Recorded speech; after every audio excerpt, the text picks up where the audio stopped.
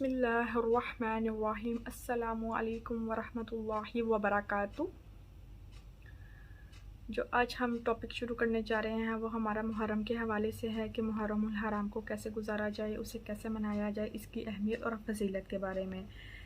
रब्बी ज़िदनी इल्मा, रब्बी ज़िदनी इल्मा, रब्बी ज़िदनी इल्मा, रब्बी इश्रह ली सदरी वयस्सिर ली अमरी वहलुल उक़दतम मिन लिसानी यफ़क़हू क़ौली।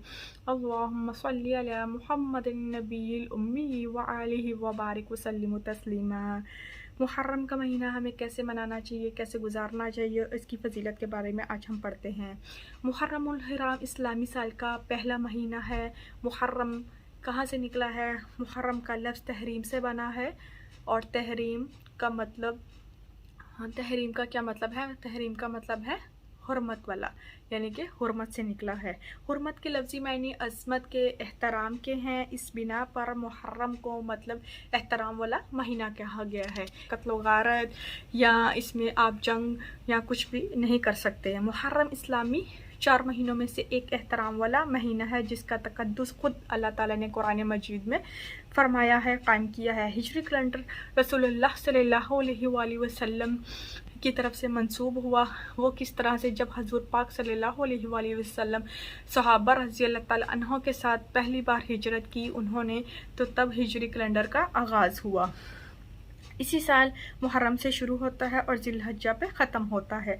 4 महीने ऐसे हैं जब आपने इनका एहतराम करना है, जंगो जदल नहीं करना। यह हुर्मत वाले महीने कहलाते हैं।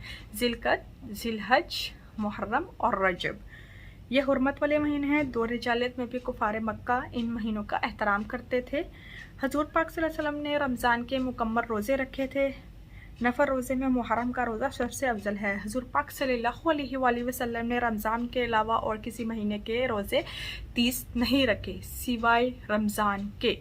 हाँ, नफली रोज़े उन्होंने बहुत रखे, लेकिन जो नफली रोज़े ज़्यादातर रखे वो मुहर्रम के महीने के और उनको अफजल करार दिया। जब बंदा बीमार हो जाए या सफ़र में हो, जो मुकम्मल बाकायदगी के साथ नमाज़ पढ़ता है और वो किसी बीमारी की वजह से या किसी मजबूरी की वजह से या सफ़र की वजह से अपनी नमाज अदा नहीं कर सका, तो अल्लाह ताला की तरफ से उससे फिर भी इसका अजर सवाब मिलता है, क्योंकि वो उसकी नीयत साफ़ होती है इस पर। माशाल्लाह, सुभान अल्लाह। 10 ऐसे अमाल जो अल्लाह ताला के कुर्ब का बाइस बनते हैं मुहर्रम के महीने में। पहला है रोज़ा रखना, यतीमों को खाना खिलाना, प्यासे को पानी पिलाना, नफली इबादत, तौबा और इस्तग़फ़ार, बीमार की पुर्स करना, गुस्ल करना, दूसरों को कुशादा करना, सदका और खैरात करना और सुरमा लगाना, अपने आप को पाक साफ़ रखना, गुस्ल करना, ये सब इसमें शामिल है। तो मुहर्रम के महीनों का हमें भी एहतराम करना चाहिए। हमें भी इसमें खूब इबादत करनी चाहिए, रोज़े रखने चाहिए जितने हमसे हो सके। अगर हम 2 रख सकते हैं, 3 रख सकते हैं तो उतने रख सकते हैं। इसमें कोई मनाही नहीं है और कोई फ़र्ज़ी भी नहीं है कि आप लाज़मी रखें। जिसका दिल चाहता है वो ज़रूर रखे और इसका सवाब इंशाल्लाह आपको मिलता रहेगा। वालेकुम अस्सलाम वरहमतुल्लाहि वबरकातुहू।